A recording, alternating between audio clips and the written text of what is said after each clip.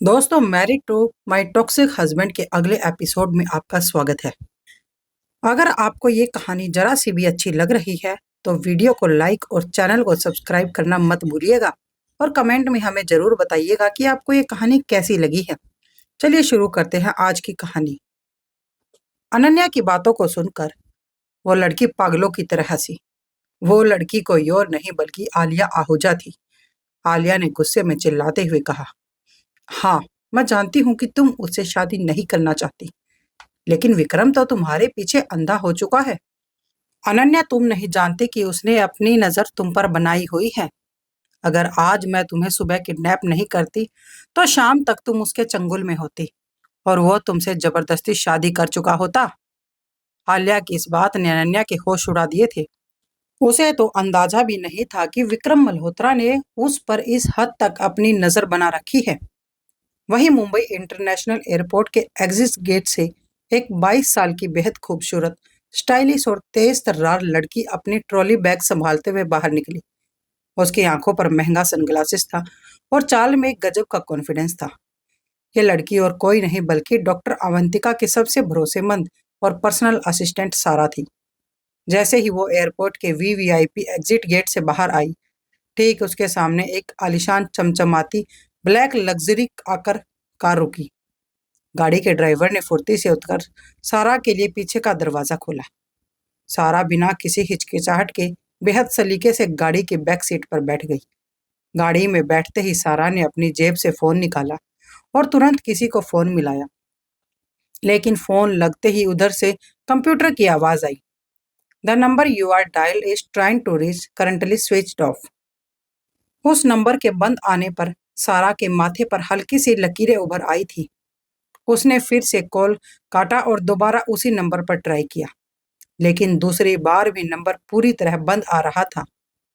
2 बार लगातार नंबर बंद आने पर सारा को थोड़ी हैरानी हुई और उसका दिमाग तुरंत ही अलर्ट हो गया, क्योंकि आज तक वो नंबर कभी बंद नहीं आया था और आज वो नंबर स्विच ऑफ बता रहा था।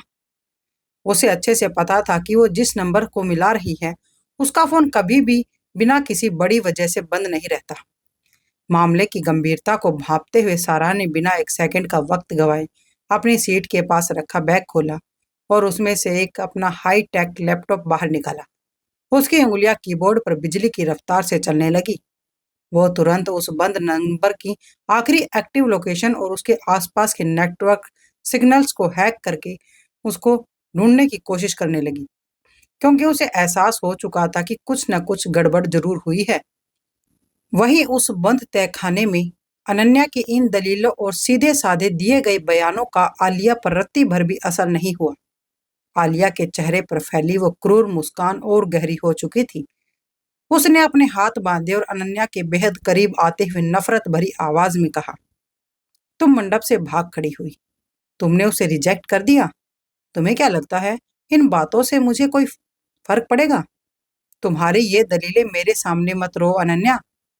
सच तो ये है कि तुम भाग भी गई, तब भी विक्रम के दिलो दिमाग से तुम्हारा भूत नहीं उतरा।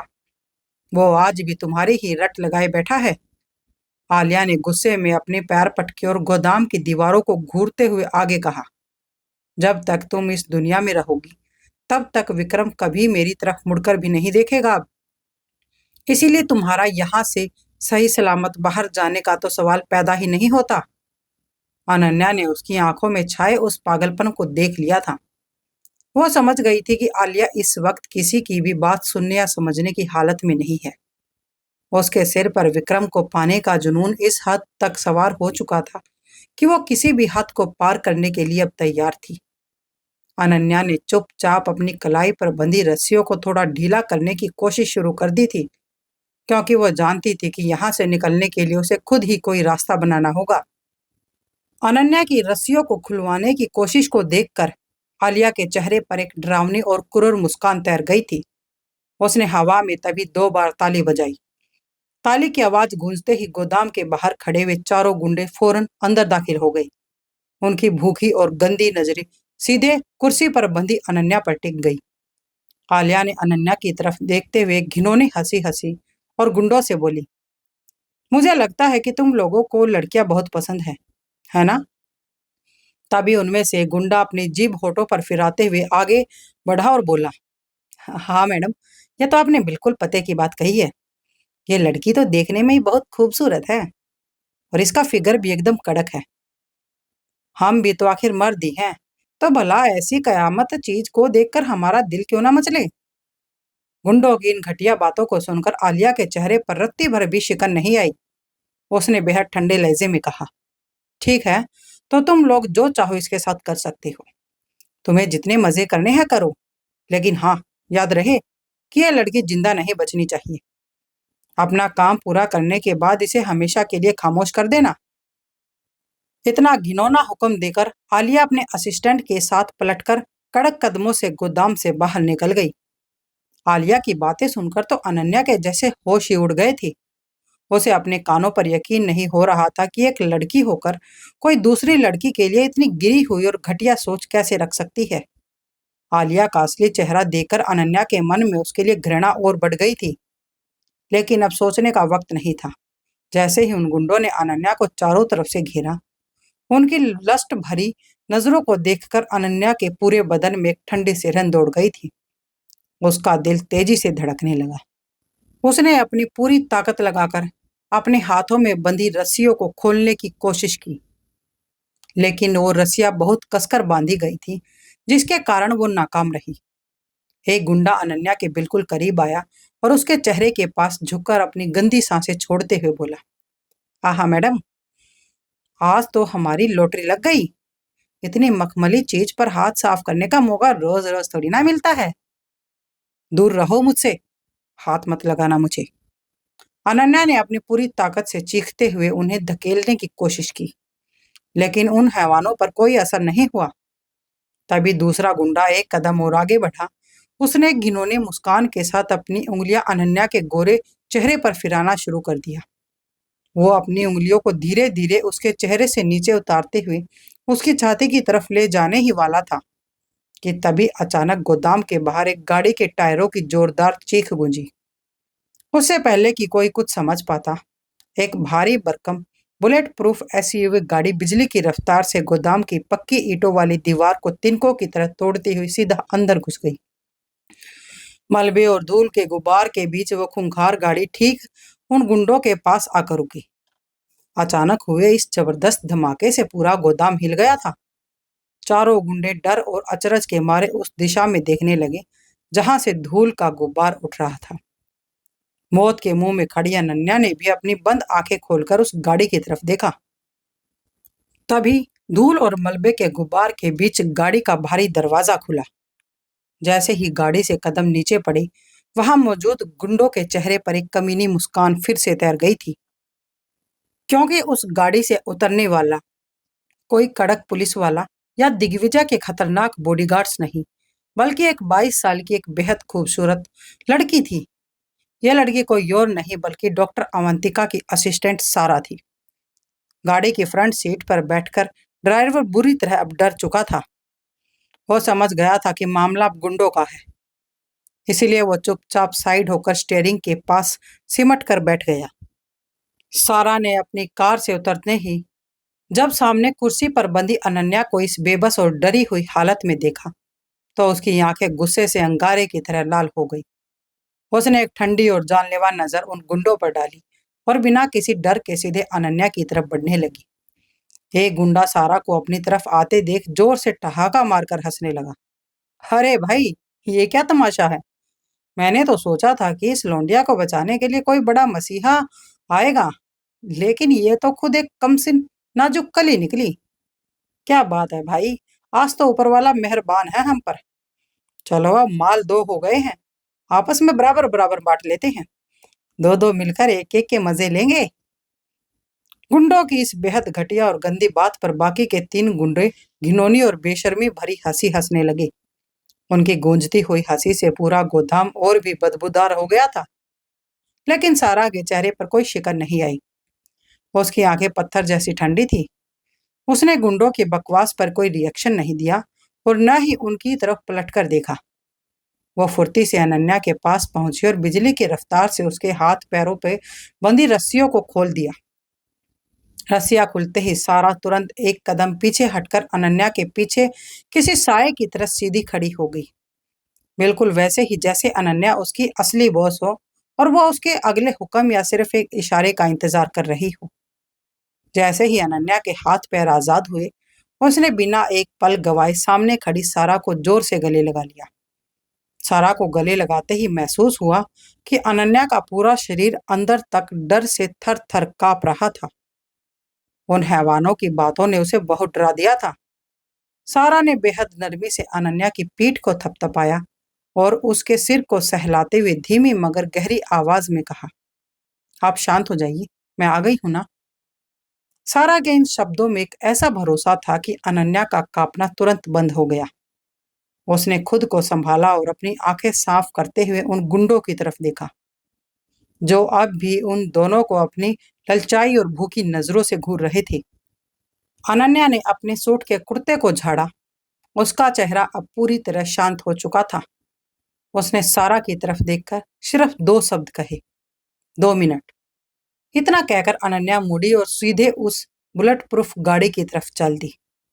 अनन्या को अपनी तरफ आता देख डरा हुआ ड्राइवर तुरंत अलर्ट हुआ और रेंग कर ड्राइवर सीट पर आ गया। अनन्या ने गाड़ी का पिछला दरवाजा खोला और बेहद राजसी ठाठ से पीछे की सीट पर बैठ गई। ड्राइवर ने अभी गाड़ी को मोड़ा ही था कि तभी अचानक पीछे गोदाम के अंदर से हड्डियों के टूटने की कड़कड़ाहट और गुंडों की रूह कपा देने वाली चीखें गूंज उठी। आह आह, बचाओ बचाओ। सारा इस वक्त कोई नाजुक कली नहीं, बल्कि एक ट्रेंड इंटरनेशनल फाइटर और प्रोफेशनल बॉडीगार्ड की तरह उन गुंडों को कुत्तों की तरह धो रही थी। उसके मूव्स इतने परफेक्ट, तेज और जानलेवा था कि हवा में लहराता उसका एक घुसा या कड़क जो भी गुंडा खा रहा था, वो दोबारा जमीन से उठने की हिम्मत नहीं कर पा रहा था। देखते ही देखते सारा ने 4 गुंडों की हड्डी पसलिए कर दी थी। किसी का हाथ टेढ़ा हो चुका था तो किसी का पैर टूट चुका था, तो कोई मुंह से खून उगल रहा था, तो कोई फर्श पर तड़प रहा था। सारा का एक खूंखार रूप देखकर उन गुंडों की जान हलक में आ गई थी।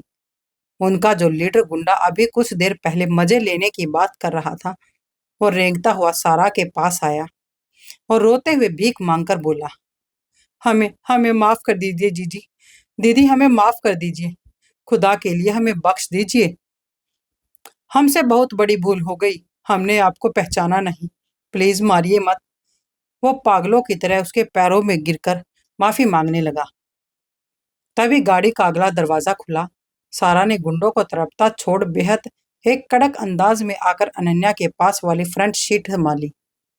उसके बैठते ही ड्राइवर ने एक्सीलेटर पर पैर दबाया और गाड़ी टायर चकराते हुए पूरी स्पीड से गोदाम के टूटे हुए हिस्से से बाहर निकल गई। गाड़ी को गोदाम से निकले हुए अभी 5 सेकंड भी नहीं हुए थे कि तभी अचानक पीछे एक जोरदार और खौफनाक धमाका हुआ। धड़ाम! पूरा गोदाम मलबे के साथ हवा में उड़ गया। दरअसल सारा जब अनन्या की रस्सियां खोल रही थी, तभी उसने अपने शातिर दिमाग का इस्तेमाल करते हुए एक छोटा सा हाई टेक टाइमर बम प्लांट कर दिया था। धमाका इतना जबरदस्त था कि आसमान में आग की ऊंची ऊंची लपटें उठने लगी और वो पूरा पापी गोदाम पल भर में राख के ढेर में बदल गया। गाड़ी की बैक सीट पर बैठी अनन्या खिड़की से बाहर देखते हुए गहरी सांस ले रही थी, जबकि सारा के चेहरे पर अब भी वही कातिलाना खामोशी थी। गाड़ी की पिछली सीट पर बैठी अनन्या ने खिड़की के बाहर देखते हुए अपनी सांसों को पूरी तरह सामान्य किया और गोदाम के धमाके का धुआं अब पीछे बहुत दूर छूट चुका था।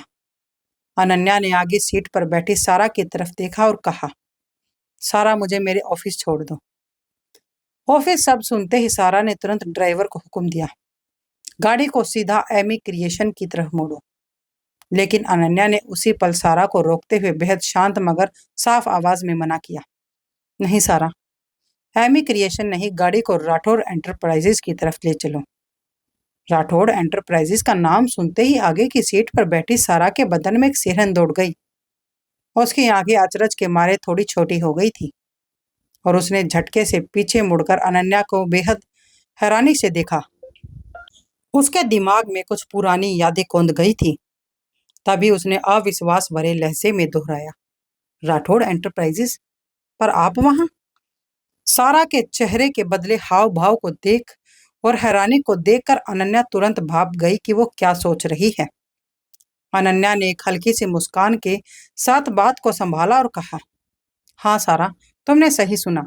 मैंने हाल ही में राठौड़ एंटरप्राइजेज ज्वाइन किया है और मैं वहां पर एक बेहद नॉर्मल एम्प्लॉय के तौर पर काम कर रही हूँ। ये सुनते ही सारा ने उसे पलटकर कोई जवाब नहीं दिया। उसके दिमाग में कई सवाल कौंध रहे थे कि दुनिया के सबसे बड़े बिजनेस टाइकून दिग्विजय राठौड़ की कंपनी में अनन्या एक मामूली नौकरी क्यों कर रही है। लेकिन उसने चुपचाप रहना ही ठीक समझा। सारा ने ड्राइवर को इशारा किया और गाड़ी का रुख राठौड़ एंटरप्राइजेज की तरफ करने को कहा। कुछ ही देर में वो लग्जरी बुलेट प्रूफ गाड़ी राठौड़ एंटरप्राइजेज के आलीशान और विशाल मेन गेट से कुछ ही दूरी पर सड़क के किनारे एक सुरक्षित जगह पर आकर रुक गई। गाड़ी रुकते ही अनन्या ने सारा को एक थैंकफुल लुक दिया और गाड़ी का दरवाजा खोलकर नीचे उतर गई। नीचे कदम रखते ही अनन्या ने सबसे पहले अपनी जेब से फोन निकाला। सुबह की आपाधापी और किडनैपिंग के चक्कर में उसका फोन बंद पड़ा हुआ था। उसने जैसे ही पावर बटन दबाया, उसका फोन ऑन हुआ। उसके स्क्रीन पर मिस कॉल्स की बाढ़ आ गई थी। वो बिना पीछे मुड़े कड़क कदमों से चलती हुई राठौड़ एंटरप्राइजेज के अंदर की तरफ बढ़ गई। उसे अंदाजा भी नहीं था कि अंदर उसका बॉस यानी द किंग दिग्विजय राठौड़ उसके गायब होने की वजह से पूरी मुंबई को सिर पर उठाए बैठा है। अनन्या ने कांपते हाथों से अपने कैबिन का दरवाजा खोला। सुबह की किडनैपिंग, वो खौफनाक गोदाम और आलिया की धमकियों का बोझ उसके दिमाग पर बुरी तरह हावी हो चुका था। उसके चेहरे पर अभी भी परेशानी की बूंदें चमक रही थी और वो पूरी तरह से अस्त व्यस्त दिख रही थी। जैसे ही वो अंदर जाने के लिए मुड़ी, सामने से रिद्धिमा अग्रवाल आती हुई दिखाई दी। अनन्या को इस हालत में देखकर रिद्धिमा के माथे पर बल पड़ गए। अनन्या, तुम आज इतनी लेट, और ये तुम्हारी क्या हालत है? रिद्धिमा ने हैरानी से उसे घूरते हुए पूछा। अनन्या ने खुद को संभालते हुए एक बनावटी मुस्कान चेहरे पर लाने की कोशिश की। वो थोड़ा हड़बड़ाते हुए बोली, "अ, अ, अ, अ, वो बस रास्ते में भयंकर ट्रैफिक मिल गया था मैडम, इसी वजह से थोड़ा लेट हो गई मैं, और कुछ नहीं है।" उसकी आवाज में जो घबराहट थी वो रिद्धिमा से छुपी नहीं रही। रिद्धिमा को अनन्या का ये अजीब सा व्यवहार कुछ खटका जरूर, लेकिन उसने किसी उलझन में पड़ना ठीक नहीं समझा। उसने बस कंधे उचकाए और कहा, ठीक है, जैसा तुम कहो। जाओ जल्दी से अपना काम शुरू करो, आज वर्कलोड बहुत ज्यादा है। रिद्धिमा के जाते ही अनन्या ने चैन की सांस ली और अपने डेस्क पर बैठ गई। उसका मन आज काम में बिल्कुल भी नहीं लग रहा था। दूसरी तरफ राठौड़ एंटरप्राइजेज के सबसे ऊपरी मंजिल पर दिग्विजय के कैबिन में सन्नाटा पसरा हुआ था। दिग्विजय अपनी बड़ी सी आलीशान कुर्सी पर बैठा था। उसकी नजरें लैपटॉप की स्क्रीन पर थी, लेकिन उसका दिमाग कहीं और भटक रहा था। तभी उसके असिस्टेंट ने धीरे से दरवाजा खटखटाया और अंदर आया। उसका चेहरा अब भी थोड़ा पीला पड़ा हुआ था, जैसे उसे पता हो कि जो खबर वो लाया है वो दिग्विजय को आग बबूला करने के लिए काफी है। असिस्टेंट ने कांपती हुई आवाज में कहा, सर, वो हमें अनन्या मैडम मिल गई है। दिग्विजय ने झटके से अपनी कुर्सी घुमाई और उसकी आंखों में एक ऐसी खूंखार चमक आ गई कि असिस्टेंट की सांसें थम गई थी। कहाँ है वो? दिग्विजय की आवाज में एक अजीब सी ठंडी शांति थी, जो उसके अंदर के जलते हुए ज्वालामुखी से कहीं ज्यादा खतरनाक थी। असिस्टेंट ने पसीना पोंछा और कहा, सर, अभी अभी वो अपने कैबिन में आई है। असिस्टेंट की बातों को सुनते ही दिग्विजय ने अचानक से अपना लैपटॉप उठाया और उसमें अनन्या के कैबिन की तस्वीरें देखने लगा। दिग्विजय सिर्फ अनन्या को ही देखे जा रहा था। उसे तो बस इस बात का इंतजार था कि कब अनन्या अपनी कुर्सी से उठे और कब वो खुद आकर उसके पास उससे कहे कि आज वो लेट क्यों हो गई, क्या वजह थी उसकी लेट होने की। वो जान गया था कि अनन्या कुछ तो उसे छुपा रही है, और राठौड़ खानदान के किंग के सामने कोई भी सच ज्यादा देर तक नहीं छुप सकता था। अनन्या अपने कैबिन में बैठकर अपनी सांसें संभाल ही रही थी कि उसके डेस्क पर रखे इंटरकॉम फोन की जोर से घंटी बज उठी। उसने जैसे ही रिसीवर कॉन से लगाया, दूसरी तरफ से दिग्विजय की वही जानी पहचानी भारी और हुक्म चलाती हुई कड़क आवाज गूंजी, अभी के अभी मेरे कैबिन में आओ। बिना किसी और जवाब का इंतजार किए कॉल कट हो गया। अनन्या ने गहरी सांस ली और फोन का रिसीवर वापस रख दिया। वो बहुत अच्छे से जानती थी कि दिग्विजय ने उसे इतनी जल्दी ऊपर क्यों बुलाया है। सुबह की उसकी लेट और उसका फोन स्विच होना और उसके चेहरे पर वो उड़ा हुआ रंग, द किंग से कुछ भी छुपाना नामुमकिन था। लेकिन अनन्या ने हार नहीं मानी। उसने अपने चेहरे पर कॉन्फिडेंस का एक मुखौटा ओढ़ा, अपने कपड़ों और टॉप को ठीक किया और एक कड़क कदमों से चलती हुई वीवीआईपी लिफ्ट की तरफ बढ़ गई। जैसे ही अनन्या वीआईपी लिफ्ट के पास पहुंची और उसने उस पर ऊपर जाने के लिए बटन दबाने के लिए हाथ बढ़ाया, तभी पीछे से सैंडल की एक खटखटाहट गूंजी। एक्सक्यूज मी, रुको जरा। एक तीखी और घमंड से भरी आवाज हवा में तैरी। अनन्या ने पलटकर देखा तो वहां मीशा चौधरी खड़ी थी। वही मीशा जिसने इंटरव्यू के दिन अनन्या ने सबके सामने उसकी बोलती बंद कर दी थी। मीशा ने अपने हाथ सीने पर बांधे और अनन्या को सिर से पैर तक बड़ी हिकारत के साथ देखने लगी। तुम में शर्म नाम की चीज है या नहीं, या फिर तुम रूल्स को पढ़ना नहीं जानती? मीशा की ऐसी बेतुकी बातों को सुनकर अनन्या ने तुरंत कहा, क्या मतलब है तुम्हारा? तभी मीशा ने कहा, तुम ये लिफ्ट यूज नहीं कर सकती, क्योंकि ये सिर्फ कंपनी के मालिक यानी दिग्विजय सर और वीआईपी लोगों के लिए है। निशा ने घिनौने मुस्कान के साथ आगे कहा, और वैसे भी तुम इतनी ऊपर जा कहाँ रही हो? और दिग्विजय सर तो तुमसे मिलने से रहे। तुम जैसी बहनजी टाइप लड़कियों से मिलकर वो अपना टाइम क्यों खराब करेंगे भला? क्योंकि तुम उनके टाइप की नहीं हो। तुम्हारी औकात उनसे मेल नहीं खाती। निशा की इन बदतमीजी को सुनकर अनन्या के चेहरे का कॉन्फिडेंस रत्ती भर भी कम नहीं हुआ। उसने अपनी आईब्रो को ऊपर उठाया, एक बेहद शांत मगर एक कातिलाना मुस्कान अपने होठों पर लाई और निशा के बिल्कुल करीब आकर उसकी आंखों में आंखें डालकर बोली, मैं दिग्विजय सर के लायक हूं या नहीं निशा, इसकी चिंता तुम अपने इस छोटे से दिमाग पर मत डालो तो ही सही है। मेरे हिसाब से तुम्हें पूरा ध्यान खुद पर देना चाहिए, ताकि दिग्विजय सर कम से कम तुम्हें एक झलक देख तो सके। अनन्या ने मीशा के चेहरे की तरफ इशारा करते हुए आगे कहा, और सुनो, अगर तुम अपना इतना कीमती वक्त मुझे ये फालतू के ताने सुनाने में बर्बाद कर दोगी ना, तो गुस्से के मारे तुम्हारी ये जो थोड़ी बहुत बची कुची हुई खूबसूरती है ना, वो भी और फीकी पड़ जाएगी। मेरे हिसाब से तुम्हें मुझसे जलने और मुझे परेशान करने की बजाय अपनी इस फीकी पड़ती खूबसूरती को बढ़ाने के तरीके सोचने चाहिए। वो तुम्हारे लिए ज्यादा फायदेमंद होगा। इतना कहकर अनन्या ने मीशा को पूरी तरह से इग्नोर किया और अच्छे से वीआईपी लिफ्ट का बटन दबा दिया। लिफ्ट का दरवाजा खुला। अनन्या बेहद टशन के साथ अंदर दाखिल हुई और निशा के मुंह पर ही लिफ्ट का दरवाजा बंद कर दिया। लिफ्ट बंद होते ही बाहर खड़ी मीशा का गुस्सा सातवें आसमान पर पहुंच चुका था। वो गुस्से के मारे पागलों की तरह कांपने लगी। एक तो इंटरव्यू वाले दिन की वो पुरानी बेइज्जती, और आज फिर से अनन्या ने सबके सामने उसकी धज्जियां उड़ा दी थी। मीशा इस जबरदस्त बेइज्जती को बर्दाश्त नहीं कर पा रही थी। उसका चेहरा गुस्से से तमतमा उठा था। वह जोर से अपने पैर पटकती हुई बुदबुदाते हुई अपनी सीट की तरफ लौट गई और मन ही मन अनन्या से बदला लेने की कसम खाने लगी। इधर लिफ्ट जैसे ही टॉप फ्लोर पर रुकी, अनन्या बाहर आई।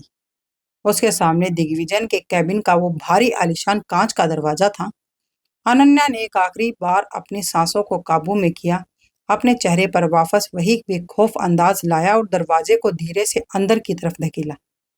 जैसे ही उसने कैबिन के अंदर कदम रखा, कदम रखते ही अचानक एक मजबूत हाथ ने झटके से उसकी कलाई पकड़ी और अंदर खींच लिया। अनन्या कुछ समझ पाती इससे पहले ही वो सीधे उस इंसान के चौड़े सीने से जा चिपकी। पहले तो अनन्या बुरी तरह घबरा गई, लेकिन तभी उसके नाक में उस परफ्यूम की महक आई। वो खुशबू उसे जानी पहचानी लग रही थी। वो शख्स कोई और नहीं बल्कि खुद दिग्विजय ही था। दिग्विजय ने अपनी मजबूत गिरफ्त से अनन्या की पतली कमर को घेर रखा था। कमरे के सन्नाटे में दोनों की धड़कनें साफ सुनाई दे रही थी। दिग्विजय ने बड़े प्यार से अनन्या के चेहरे पर आ रही बालों को लट को अपनी उंगलियों से समेटा और उसके कान के पीछे कर दिया। उस रोमांटिक पल में अनन्या कुछ सेकंड के लिए बिल्कुल खो गई थी, लेकिन अगले ही पल उसे होश आया। उसने तुरंत अपनी दोनों हथेलियों से दिग्विजय के सीने पर दबाया और उसे थोड़ा साइड करते हुए तमतमा कर बोली, मिस्टर राठौड़, मुझे लगता है कि आप मेरी कुछ ज्यादा ही फिक्र कर रहे हैं। और फिक्र करने का भला ये कौन सा तरीका है? दिग्विजय के होठों पर वही जानी पहचानी तिरछे मुस्कान आ गई। वो थोड़ा झुककर बोला, हाँ, मैं फिक्र कर रहा हूँ, लेकिन अपनी पत्नी की कर रहा हूँ। अनन्या ने अपनी आंखें तरेरी और कहा, मेरे हिसाब से आपको अपनी शर्तें अच्छे से याद होनी चाहिए। आपने वादा किया था कि आप मुझसे दूरी बनाकर रखेंगे। दिग्विजय ने एक कदम आगे बढ़ाया और उसकी आंखों में झांकते हुए कहा, हाँ, मुझे अच्छे से याद है कि मैंने दूरी बनाने की बात कही थी, पर तुमने ये कहा था कि हमारे बीच में कोई फिजिकल रिलेशन नहीं होगा। ये नहीं कहा था कि मैं तुम्हें छू भी नहीं सकता, या फिर तुम्हारी कमर को नहीं पकड़ सकता, या फिर बस कीजिए। अनन्या ने उसकी बात बीच में ही काट दी और गुस्से से बोली, सीधे सीधे बोलो, मुझे यहाँ क्यों बुलाया गया है? अनन्या की कड़क आवाज सुनते ही दिग्विजय के चेहरे की वो तिरछी मुस्कान गायब हो गई। वो तुरंत अपने सीरियस टोन में आ गया और उसकी आंखों में देखते हुए पूछा, आज तुम ऑफिस के लिए इतना लेट क्यों हो गई? आखिर कहाँ थी तुम? दिग्विजय के सवाल को सुनकर अनन्या ने उसे बिल्कुल सपाट जवाब दिया, शायद आपकी याददाश्त थोड़ी कमजोर है, तो मैं आपको याद दिला देती हूँ कि आप मुझसे ऐसे सवाल नहीं पूछ सकते। मैंने पहले ही साफ कर दिया था कि आप मेरे पर्सनल मामलों में दखल अंदाजी नहीं करेंगे। मैं कब आती हूँ, कब जाती हूँ और किससे मिलती हूँ, मेरे हिसाब से आपसे इन बातों का कोई लेना देना नहीं है। दिग्विजय ने अपनी जेब में हाथ डाले और रबेली आवाज में बोला, हाँ, मैं मानता हूँ कि इसे तुम्हारे पति का कोई लेना देना नहीं, लेकिन तुम्हारी कंपनी के बॉस का पूरा लेना देना है। मैं इस कंपनी का बॉस होने के नाते पूछ रहा हूँ कि मेरी एम्प्लॉय 1 घंटे लेट कैसे हुई? यह सुनते ही अनन्या ने एक तीखी और कड़वी मुस्कान के साथ दिग्विजय की तरफ देखा। उसका गुस्सा अब 7वें आसमान पर था। उसने तंज कसते हुए कहा, अच्छा, तो क्या आप अपनी कंपनी के हर एक एम्प्लॉय के लेट आने पर उसको पर्सनली अपनी कैबिन में बुलाते हैं? क्या हर लड़की को अपने कैबिन में ऐसे ही खींचकर बुलाते हैं आप? और क्या लेट होने वाली लड़की की कमर को आप इसी तरह से हक से पकड़ लेते हैं?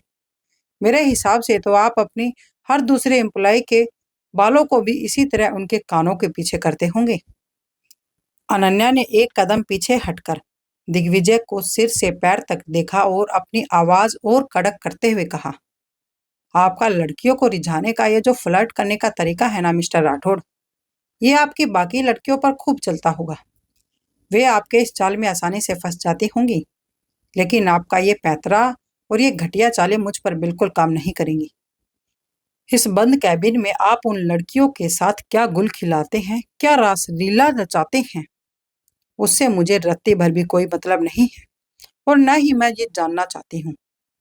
दिग्विजय इस अचानक हुए तीखे और करारे वार से पूरी तरह अवाक रह गया। कैबिन के सन्नाटे में अनन्या की बातें किसी चाबुक की तरह गूंज रही थी। दिग्विजय ने आज तक किसी लड़की के मुंह से अपने लिए ऐसे कड़वे शब्द नहीं सुने थे। अनन्या थोड़ा पीछे हुई और पलटवार करते हुए फिर से बोली, ठीक है, अगर मैं 1 घंटा लेट हुई हूं तो आप बॉस होने के नाते मेरे पैसे काट लीजिए, लेकिन मैं आपको कोई जवाब देना जरूरी नहीं समझती। इतना कहकर अनन्या ने जोर से पैर पटके और तेज कदमों से कैबिन का दरवाजा खोलकर बाहर निकल गई। अनन्या के बाहर जाते ही दिग्विजय का चेहरा गुस्से और अपमान से तमतमा उठा। उसकी मुठ्ठियां कस गई और आंखों में खून उतर आया। वो समझ गया था कि अनन्या इतनी आसानी से उसे कुछ नहीं बताने वाली और उसे सीधा चैलेंज कर रही है, लेकिन वो भी हार मानने वालों में से नहीं था। उसने तुरंत अपनी जेब से फोन निकाला और अपने खास आदमी को कॉल किया। उधर से फोन उठते ही दिग्विजय की आवाज में एक अजीब सी जानलेवा कड़क और गुस्सा था। उसने दहाड़ते हुए कहा, मुझे नहीं पता कि तुम ये कैसे करोगी, लेकिन पिछले 1 घंटे में अनन्या कहाँ थी, किसके साथ थी और क्या कर रही थी? मुझे अगले 1 घंटे में सारी डिटेल चाहिए। एक एक पल की खबर मेरे टेबल पर होनी चाहिए, समझ गए? अगर कुछ भी छूटा तो तुम जिंदा नहीं बचोगे। इतना कहकर दिग्विजय ने गुस्से में फोन काट दिया। दिन भर की थकावट और ऑफिस का ड्रामा और दिग्विजय के तीखे बहस के बाद आखिरकार शाम अब ढल चुकी थी। अनन्या सीधे ऑफिस से अपने फ्रेंड मीरा के घर पहुंची। जैसे ही अनन्या ने घर का दरवाजा खोला और अंदर कदम रखा, लिविंग रूम का नजारा देखकर तो उसके कदम वहीं पर ठिठक गए थे, क्योंकि सामने सोफे पर सारा बैठी हुई थी। उसे उम्मीद नहीं थी कि सारा इतनी जल्दी मीरा के घर का पता लगा लेगी। जैसे ही अनन्या आगे बढ़ी, सोफे से उठकर मीरा तुरंत उसके सामने आकर खड़ी हो गई। मीरा के चेहरे पर इस वक्त गहरी चिंता और भारी नाराजगी साफ दिखाई दे रही थी। उसने अपने हाथ कमर पर रखे और थोड़ा सा मुंह फुलाकर बेहद नाराज लहजे में कहा, वाह अनन्या, तुम तो अब मुझे बिल्कुल ही पराया समझने लगी हो। तुमने मुझे भनक तक नहीं लगने दी कि आज सारा इंडिया वापस आने वाली है। और तो और सुबह तुम्हारे साथ इतना बड़ा हादसा हो गया, उन गुंडों ने तुम्हें किडनैप तक कर लिया था, लेकिन तुमने मुझे फोन करके एक बार बताना भी जरूरी नहीं समझा। अगर सारा अभी यहाँ आकर मुझे सब कुछ सच सच नहीं बताती, तो तुम तो मुझसे ये बात हमेशा छुपा कर ही रखती। इतनी बड़ी बात कोई अपनी फ्रेंड से छुपाता है भला? अपनी फ्रेंड मीरा की आंखों में सच्ची और फिक्र और प्यार भरी नाराजगी देखकर अनन्या कुछ पल के लिए अवाक रह गई थी। वो समझ गई थी कि सारा ने यहाँ आकर मीरा को सुबह वाले कांड की पूरी हकीकत बता दी है। अनन्या ने एक ठंडी सांस ली और मीरा को शांत कराने के लिए आगे बढ़ी, क्योंकि वो जानती थी कि अब उसे मीरा को पूरी कहानी विस्तार से बतानी पड़ेगी। अनन्या और मीरा की ये मीठी जोक झोंक चल ही रही थी कि तभी सारा सोफे से उठकर अनन्या के पास आई। उसने बेहद प्रोफेशनल अंदाज में कहा, मैडम बताइए कि आगे मेरे लिए क्या ऑर्डर है और आगे का क्या प्लान है आपका? अनन्या ने एक थकी हुई सांस ली और कहा, सारा देखो, अभी तो फिलहाल मेरा काम करने का कोई इरादा नहीं है। मैंने अपनी मेडिकल लीव ले रखी है, तो तुम चाहो तो यहाँ कुछ दिन एंजॉय कर सकती हो या फिर अपना कोई दूसरा काम देख सकती हो। बस मेरे लिए कोई भी नया अपॉइंटमेंट फिक्स मत करना और न ही मेरा नाम पर कोई नया केस हाथ में लेना। हाँ, अगर तुम खुद को कोई केस हैंडल करना चाहती हो तो कर सकती हो, मुझे इसमें कोई ऐतराज नहीं है। यह सुनते ही सारा के चेहरे पर थोड़ी चिंता आ गई। उसने कहा, लेकिन मैडम, बहुत सारे केसेस पेंडिंग पड़े हैं। हमारे पास लगातार मेल्स और कॉल्स आ रहे हैं। मुझे और हमारी टीम को समझ नहीं आ रहा कि हम उन सबको कैसे जवाब दें। अनन्या ने अपना हाथ हवा में हिलाते हुए कहा, सारा, तुम किस लिए हो? हैंडल करो सब कुछ। और मैंने वैसे भी पहले बोल दिया कि मैं अभी कोई भी केस हैंडल नहीं करना चाहती। मेरी तरफ से उन सभी मेल्स का जवाब दो या ना दो, ये तुम्हारा काम है।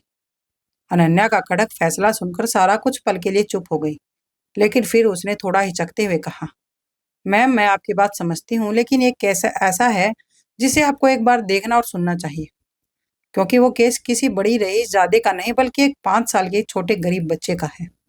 उसे ब्रेन हैमरेज हुआ है और उसकी हालत बहुत क्रिटिकल है। शहर के सभी बड़े डॉक्टर्स ने जवाब दे दिया है। उनके परिवार वालों ने बड़ी उम्मीद से हमारे पास मेल भेजा था। सारा ने आगे बताया, दिक्कत यह है मैम कि वो बहुत गरीब परिवार से है। वो किसी बड़े हॉस्पिटल या डॉक्टर्स की भारी भरकम फीस को अफोर्ड नहीं कर सकती। बाकी मैं आपको उस केस की सारी डिटेल्स, रिपोर्ट्स और भेज सकती हूँ। अगर आपको ठीक लगे तो आप इसे हैंडल कर लीजिए, वरना मैं उन्हें मना कर दूंगी।